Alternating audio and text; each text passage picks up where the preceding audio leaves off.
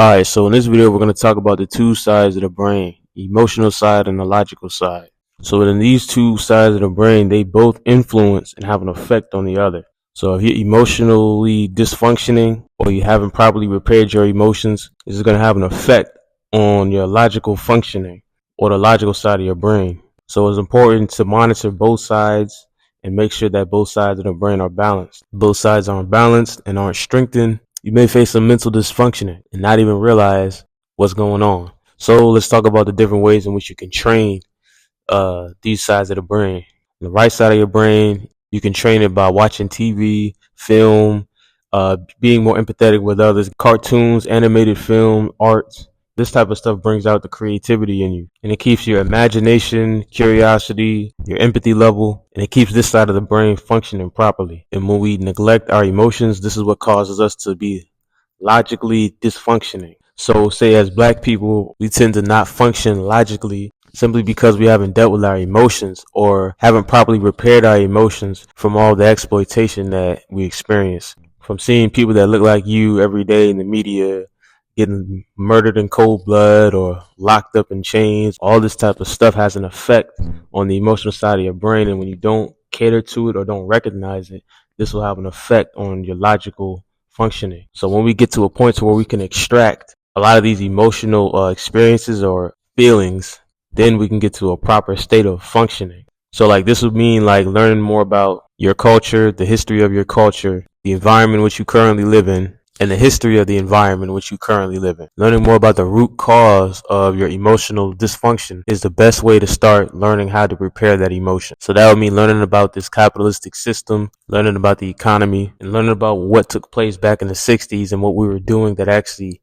helped build our economy. We had health programs, youth programs, educational programs, all these different types of things that was going back into the child. And then once the effects of integration kicked in, our dollar stopped circulating within the community, and now we can't refinance these programs. People are homeless, people can't get job opportunities, and our community is starting to fall out. So now we have to figure out a way to get these programs and spark the different things we had going on in order to help build the community. Finding more ways to keep our dollar circulating within the community in order to maximize wealth. Knowing this gives you some more clarity in a sense to where like it's giving you direction. So this is kind of the importance of how the emotion and logic kind of balance off each other. When we cater to our curiosity and our imagination and our empathy and things like these leads us to develop and learn the things we need to know in order to develop our purpose. And the more specific we become with our logic, the more books we read, the more we strategize, the more disciplined we become. All this stuff helps us to better serve our purpose. So this is the importance of both sides. In terms of the logical side, the way we can develop this better is by catering to our curiosity. When we become curious about something, we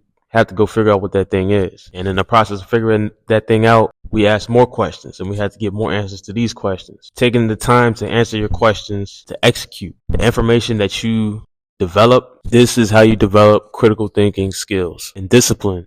Discipline starts with you first being emotional about something, being motivated to do something. And through your motivation to do something, you then become disciplined at it. You do it without motivation because you see the results of it. That's the logical side kicking in. Knowing the importance of something and having enough discipline to keep doing it. So this is the importance of both the emotional side and logical side. You keep both sides balanced and you're making sure that you're monitoring and strengthening both sides on a consistent basis. This is how you can probably start to develop and monitor your mind. Once you do this, you get into developing complementary skills or developing skills of the mind. For example, like aim and focus and your ability to articulate yourself or articulate what's going on in your imagination. When we talk about complementary skills, we're talking about skills that's going to set you apart from other people in the workforce or the field in which you get into. For example, let's take technical skills.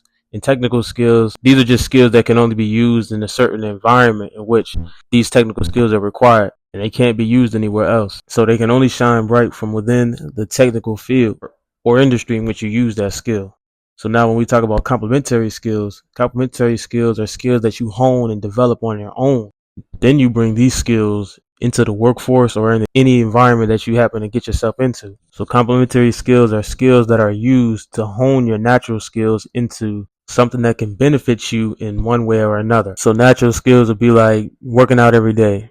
Imagination or creativity are things that are just in the brain.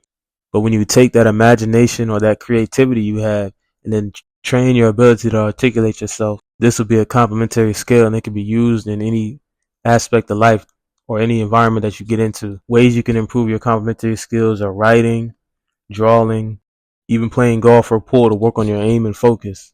These are all complementary skills that you can use in any situation. So this makes you that much more effective than the man or woman who's just simply working on technical skills in whatever field that they get into. Someone who only trains themselves in technical skills has no chance against a brother or sister who trains their complementary and natural skills. Look at those who train themselves in these skills as freaks of nature or just talented people. These are the type of people that when you get on the court against, the scouting report is against them. So these are some complementary skills that can be developed.